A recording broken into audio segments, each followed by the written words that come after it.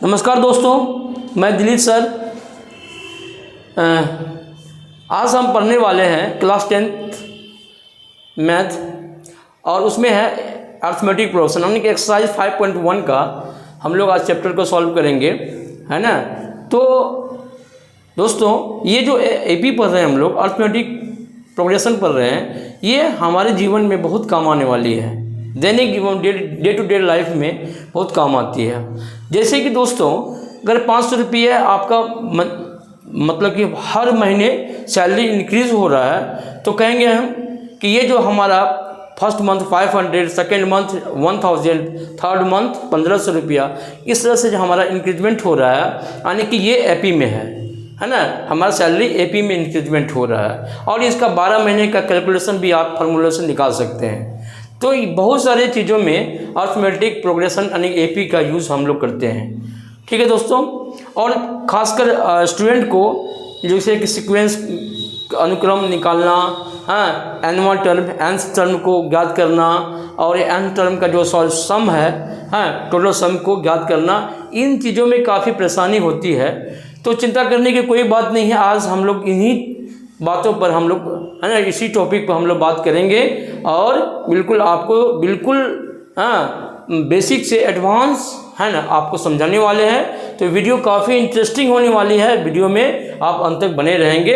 हाँ, वीडियो अच्छा लगेगा तो लाइक सब्सक्राइब अपने दोस्तों में शेयर जरूर करेंगे। चलो स्टार्ट करते हैं। क्वेश्चन नंबर 2 देखते हैं हम लोग, ठीक है ना। क्वेश्चन नंबर 2 क्या कहता है? दी हुई एपी के प्रथम 4 पद ज्ञात करना है। पद लिखिए, जबकि प्रथम पद ए और सर्व अंतर डी, है ना। तो यानी कि A1 A2, ये क्या होता है? A1, ये A1 A2, है ना, A3, ये सब क्या होते हैं? ये होते हैं एपी के पद होते हैं, है ना। एपी के पद होते हैं, टर्म होते हैं। तो इनके बारे में आप पार्ट 1 में जाके विस्तार से बताया गया, डिटेल में बताया गया, आप पढ़ सकते हैं। और डी क्या होता है? डी के बराबर लिखते हैं हम लोग A2 माइनस A1, है ना।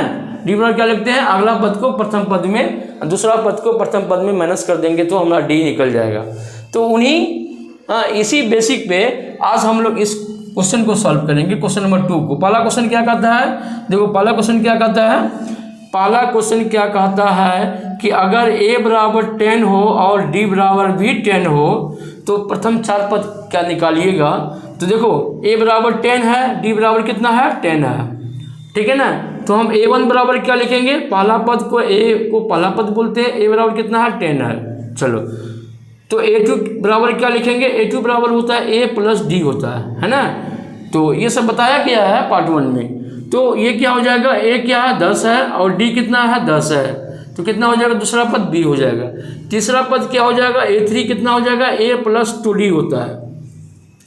हम सब जानते हैं कि a अनवा टर्म बराबर होता है a plus n minus 1 into D. ये व्यापक रूप है किसका? एपी का, ठीक है ना। A3 बराबर a प्लस 2d हो गया। अच्छा, a कितना है? 10 है और 2 इंटू 10, d 10 है, तो 10 प्लस कितना हो जाएगा? 20 हो जाएगा, बराबर 30 आया, ठीक है ना। उसी तरह से A4 बराबर क्या हो जाएगा? a प्लस 3d, तो बराबर हो गया 10 प्लस 3 इंटू 10 हो गया, यानी कि 10 प्लस 30 हो गया और बराबर कितना हो गया? 40, ठीक है ना। तो हम लिखेंगे अतः अनुक्रम, इस तरह से लिख देना, अतः अनुक्रम के प्रथम, है ना, प्रथम 4 पद जो हैं वो क्या है? 10 है और 20 है और 30 है और 40 है, ठीक है ना। यही आंसर होगा। चलो दूसरा देखो। दूसरे की बात करते हैं तो दूसरा पद क्या है? a बराबर कितना है? a बराबर है -2 और d बराबर कितना है? 0 है, ठीक है ना। तो पहला पद A1 बराबर a बराबर -2 हो गया। A2 बराबर क्या हो जाएगा? a प्लस d हो जाएगा। तो a तो कितना है? -2 प्लस 0, तो बराबर -2 आ गया। A3 कितना हो जाएगा? a प्लस 2d हो जाएगा। तो a -2 प्लस 2 इंटू 0 बराबर -2। A4 कितना आ गया? a प्लस 3d आ गया, है ना। -2 प्लस 3 इंटू 0 बराबर कितना आया? -2 आया, ठीक है ना।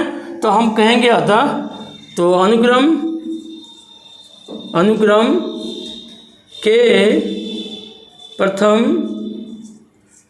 4 पद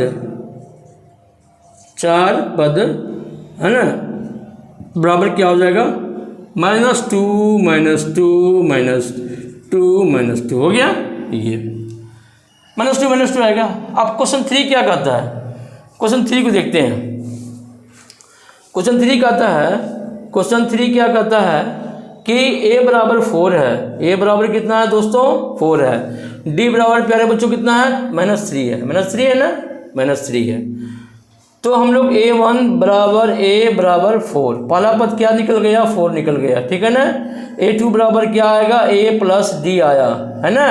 तो a प्लस यानी कि a कितना है भाई, a है 4, a है कितना 4, प्लस d कितना है -3 है। तो 4 -3 1 आया। अच्छा a3 कितना आ जाएगा, a प्लस 2d, है ना।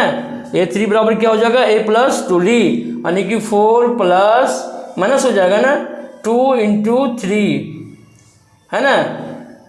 यार माइनस कर देते हैं, गड़बड़ हो जाएगा, माइनस लिख लो, है ना। ये तो कितना हो गया, एक स्टेप और जाएगा, 4 प्लस -3 दूना 6, तो -2, है ना।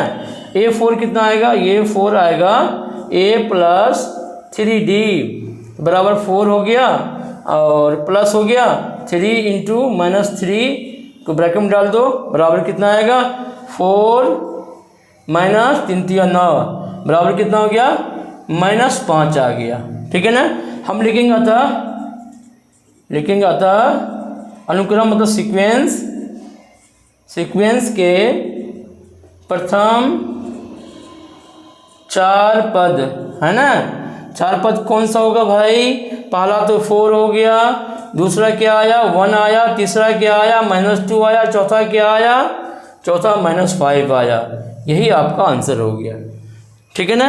चलिए स्क्रीनशॉट लेना जो लेना ले लीजिए, और इसके बाद फिर आगे बढ़ते हैं क्वेश्चन नंबर 4 की तरफ, है ना। 4 की तरफ 3 बराबर क्या, 4 ना, 3 हो गया, 4 ना, 4 का सॉल्व करेंगे, 4 का सॉल्व करेंगे। 4 क्या कहता है, a बराबर दिया हुआ -1 दिया हुआ है, d बराबर कितना दिया हुआ है 1/2 दिया हुआ है, ठीक है ना। तो प्यारे बच्चों a1 बराबर हम a लिखते हैं, यानी कि a1 बराबर दोनों बराबर होता है, यानी कि ये -1 दिया हुआ है। तो a2 कितना हो जाएगा, a2 बराबर हो जाएगा a प्लस d हो जाएगा, a कितना -1 और d कितना है 1/2 है। इसके नीचे कुछ है नहीं, 1 है, तो 1 और 2 का एलसीएम लेंगे, कितना आएगा, बोलो 2 आएगा, है ना। तो 1 से भाग देंगे 2 में, तो 1 2 बार तो -2 हो जाएगा यहाँ पे, और यहाँ पे +1 हो जाएगा, तो -1/2 आ जाएगा। कोई दिक्कत नहीं। अब a3 के मान लिखेंगे, a प्लस क्या लिखेंगे 2d, है ना। तो ये तो -1 है, प्लस 2 × 1/2 d 1/2 है, कैंसिल हो गया। अब ये बताओ, ये -1 ये +1 क्या होगा, 0 आएगा ना। तो a4 देखो, a4 है ना, और चौथा जो टर्म है, 4th टर्म क्या होगा, a प्लस 3d बराबर -1 प्लस और 3/2 हो जाएगा। चलो 3/2 हो गया, तो इसको एलसीएम लेंगे, तो 1 और 2 का एलसीएम 2 हो गया, 1 से भाग देंगे तो -2 हो जाएगा, यहाँ +3 हो जाएगा, तो क्या हो जाएगा 1/2 आ जाएगा। तो हम लिखेंगे अतः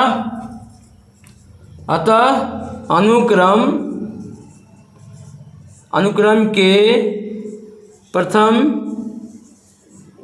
4 पद, है ना, जो होंगे वो क्या होगा, -1 होगा, 2 क्या होगा -1/2 होगा, और 3 क्या होगा 0 होगा, और a4 कितना होगा 1/2 होगा। यही आंसर बताना था। चलिए नेक्स्ट देखते हैं क्वेश्चन नंबर 4 हो गया ना, 5 लास्ट 5 का, है ना। 5 के क्वेश्चन नंबर क्या कहता है, a बराबर कितना दिया हुआ है, a बराबर कितना दिया हुआ -1.25 है, और d बराबर कितना दिया हुआ है -0.25 का अंतर, यानी कि हर टर्म में क्या करेंगे हम लोग, माइनस का 0.25 ऐड करते चले जाएंगे, तो अगला पद हमें निकलते चला जाएगा, ठीक है ना। तो चलो इसीलिए लिखेंगे a1 बराबर a, तो पहला टर्म जो होगा माइनस का 1.25 आ जाएगा। a2 बराबर होगा a plus d, A plus D कितना हो जाएगा, ए है माइनस का 1.25 और प्लस है और माइनस डी कितना, माइनस का 0.25 है। तो क्या हो जाएगा इसमें, तो कुछ नहीं होगा, माइनस का 1.25 माइनस का 0.25, तो जोड़ के कितना होगा, देखो ना जोड़ के कितना होता है, तो माइनस का माइनस माइनस प्लस होगा, चिन्ह माइनस का रहेगा, 0.25 और 25 तो 1 माइनस का 1.50 आ जाएगा, ठीक है ना। अब A3 बराबर क्या हो जाएगा, A प्लस क्या हो जाएगा 2D, तो माइनस का 1.25 प्लस है ना 2 इंटू 0.25, यहाँ माइनस लगा देना, ठीक है ना, ये ब्रैकेट में डालेंगे देते हैं, तो बराबर कितना हो गया, माइनस का 1.25 प्लस माइनस माइनस और 2 से गुना करोगे तो कितना हो जाएगा, 0.50 हो जाएगा। तो इसको दोनों को ऐड करेंगे तो चिन्ह वही रहेगा, माइनस का रहेगा, और ऐड करेंगे तो कितना हो जाएगा, 75 हो जाएगा, राइट। अब A4 कितना हो जाएगा दोस्तों, A प्लस 3D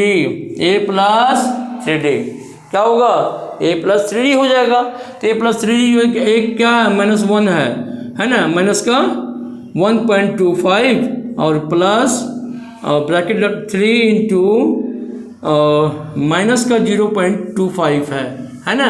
अब बराबर लिख देंगे, सॉल्व कर देंगे सबको, तो माइनस का 1.25 आ गया, माइनस प्लस माइनस आ गया और 3 से मल्टीप्लाई करेंगे तो कितना आ जाएगा, 0.75 आ जाएगा। तो बोलो कितना आएगा, माइनस का 1.25 माइनस का 0.75 ऐड हो गए 2.0 माइनस का 2.0 आ जाएगा। तो लिखेंगे अनुक्रम के प्रथम 4 जो पद होंगे वो क्या होंगे, पहला पद क्या था, माइनस का 1.25 है, दूसरा क्या आएगा, माइनस का 1.50 आया, तीसरा माइनस का 1.75 ना आया, माइनस का 75 आया, और चौथा क्या आया, माइनस का 2.0। यही हमारा आंसर था, है ना। तो 2 का 5 क्वेश्चन सॉल्व हो गया। आगे बढ़ते हैं हम लोग, चलो फटाफट बना ही दे, तो उसमें और इजी है। हाँ कर दो, चालू करो, थोड़ा कैमरा को थोड़ा पीछे कर लेना, अगर दिक्कत होगा तो हाँ बाद में एडजस्ट कर लेंगे, और पीछे कर लो, खाली भी रहेगा तो कोई बात नहीं चाहिए, लेकिन फ़ोटो बढ़िया आना चाहिए। चलो चालू किया, हाँ। तो अब दोस्तों क्वेश्चन नंबर 3 है ना, क्वेश्चन नंबर 3 क्या कहता है, निम्नलिखित में से प्रत्येक एपी के लिए प्रथम तथा सार्वभौमिक लिखिए। यानी हमको A बराबर वाट और D बराबर क्या करना है, वाट, D ज्ञात करना है और A ज्ञात करना और D ज्ञात करना है। तो हमारा पहला जो क्वेश्चन है वो क्या है, 3, इसके बाद 1, इसके बाद -1, इसके बाद -3, इसके बाद 100। तो पहला पद, तो प्रथम पद लिखो, प्रथम पद बराबर क्या हो गया, A बराबर कितना हो गया, 3 हो गया, इसमें कोई डाउट नहीं है। अब D निकालना है, D बराबर क्या हो जाएगा, A2 माइनस A1 है ना, तो बराबर A2 कितना है, 1 है, और माइनस A1 कितना है, 3 है, तो आने की -2 आ गया, है ना। तो D बराबर कितना आया, -2, ये आंसर हो गया। दूसरा का देखो, दूसरा कहता है -5 -1 3 7 और 7। तो देखो A बराबर क्या हो गया, -5 हो गया, D बराबर क्या हो जाएगा, A2 माइनस A1, A2 कितना है, -1 माइनस, और A1 कितना है, -5 है, तो भाई बराबर क्या हो जाएगा, -1 माइनस का 1 और माइनस प्लस का 5 हो जाएगा। अब क्या हो जाएगा, +4 हो जाएगा, यही आंसर हो जाएगा। D बराबर क्या आ जाएगा, 4। चलो 3 का देखो, 3 का क्या है, 1/3, 5/3, 9/3 और 13/3 है ना, सोन। तो यानी कि A बराबर क्या आएगा, 1/3 आ जाएगा। तो D बराबर क्या आ जाएगा, A2 माइनस A1 हो जाएगा। तो देखो A2 क्या है, 5/3 है ना, माइनस A1 क्या है, 1/3 है। तो हर सेम है, तो 5 माइनस क्या करेंगे, 1 4/3 कर देंगे तो आया 5 में से 1 गया, कितना आया 4/3, यानी कि भाई डी बराबर क्या हो गया 4/3 हो गया। चलो देखो 4 का 0.6 है, 1.7 है, 2.8 है और 3.9 है और so on है ना। तो पहला पद हमारा क्या हो गया, a बराबर 0.6 आ गया, और क्या करना d बराबर तो क्या हो जाएगा, d बराबर a2 माइनस a1, तो बराबर क्या हो जाएगा, दूसरा पद 1.7 माइनस और माइनस का 0.6 हो जाएगा पहला पद, है ना। तो घटाएंगे तो कितना आएगा, यानी कि देखो 1.7 में से 0.6 को माइनस करोगे, दूसरा पद क्या है, पहला पद क्या है 0.6 है, तो कि 7 में से 6 गया 1, 1.1 कितना है 1.1 आया, ठीक है। चलो तो डी कितना आया, डी बराबर आया 1.1, यही हमारा आंसर हो जाएगा। बस इतना ही। वीडियो अच्छा लगा होगा तो वीडियो को लाइक करना, है ना। अगर आपको इससे रिलेटेड कोई क्वेश्चन हो, कोई प्रश्न हो तो आप ज़रूर हमें शेयर करेंगे, हम बिल्कुल आप लोगों को समझाने की कोशिश करेंगे, बताने की कोशिश करेंगे। और ज़्यादा से ज़्यादा वीडियो को लाइक एंड सब्सक्राइब करवाइए, वीडियो को चैनल को आगे बढ़ाइए। बहुत सारी चीज़ हम पढ़ाने वाले हैं, है ना। आर्ट्स का सारा चीज़ पढ़ाएंगे, साइंस भी पढ़ाएंगे, और मैथ का तो पूरा भारतीय भवन का भी अगर मैथ है उसको बताएंगे।